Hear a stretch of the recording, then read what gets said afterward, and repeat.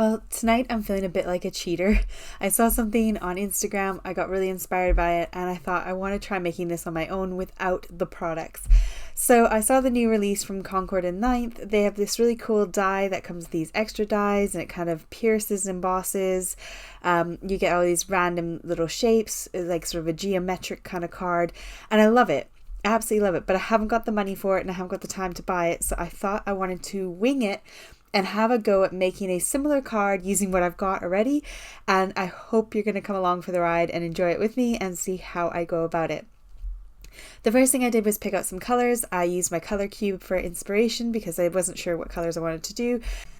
And then I went through my stash and grabbed a bunch of stuff that could kind of give me a piercing effect. So I had an embossing folder that kind of pokes into it rather than does a raised bit.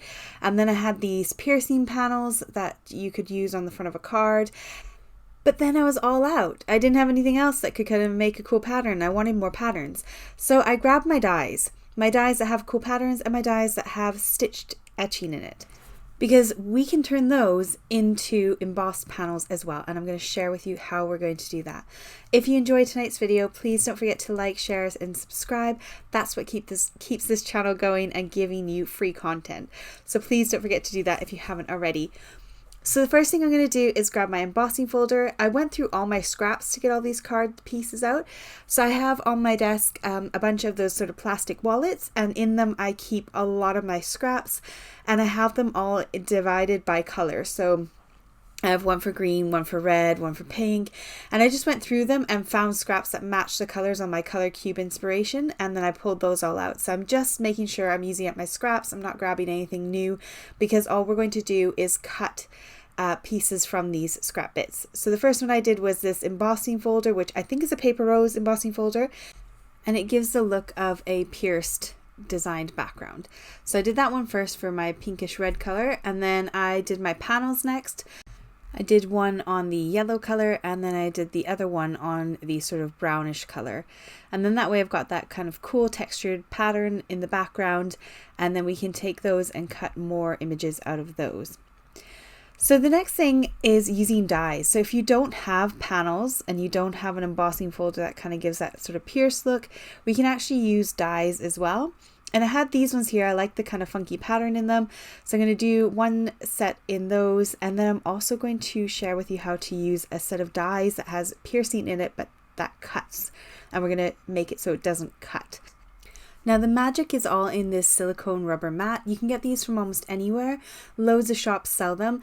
This one here is the Sizzix one. I will link everything I can down below in the description box I'm using today.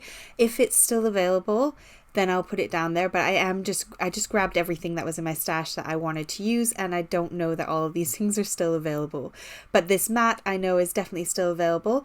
And so what all you need to do is work out the sandwich. It's basically replacing a cutting plate for you, and it will emboss into your cardstock. So it pushes really firmly into the cardstock, but it will not cut through. So you can get a really cool embossed look or pierced look without actually having it cut through your paper.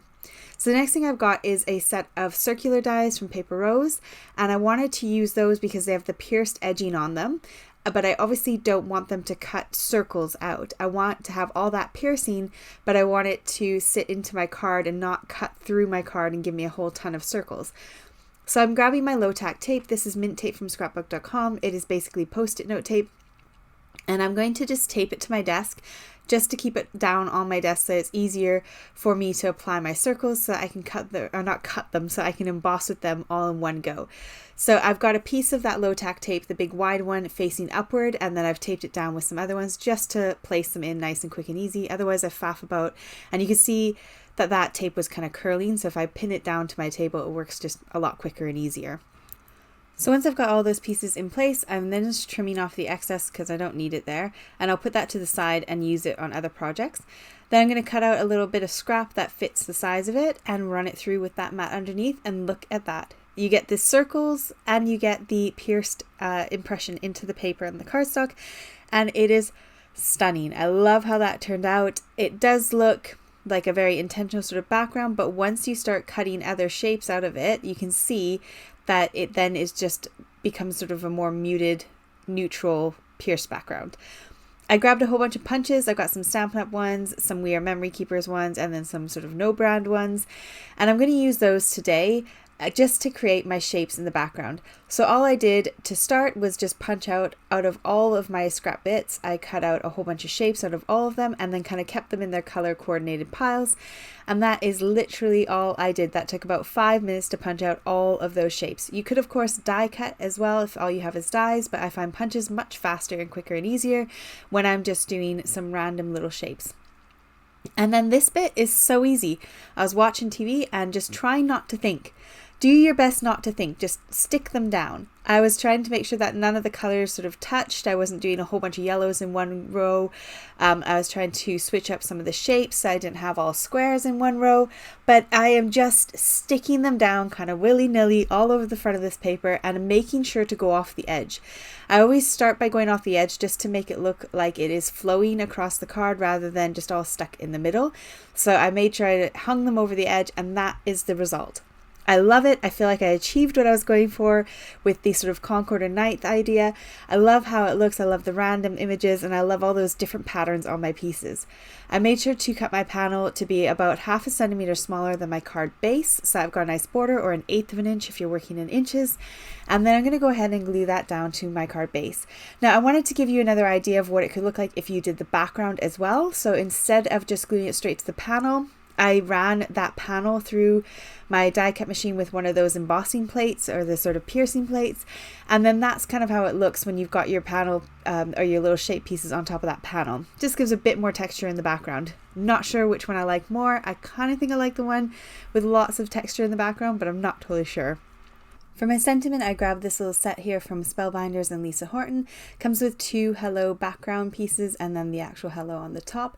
So I backed both of them with the cream colored card that I used as the base, and then one had a glitter white on the top and one had the sort of pinky red color that I used as the background pieces.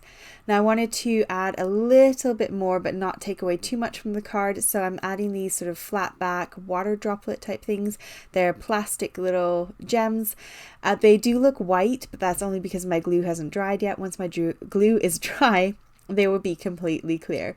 So what do you think? Did I do it? Did I manage to kind of copy the Concord and Ninth die set? Is there anything you guys have seen that you have thought, I really want to make something like that, but I don't have the supplies?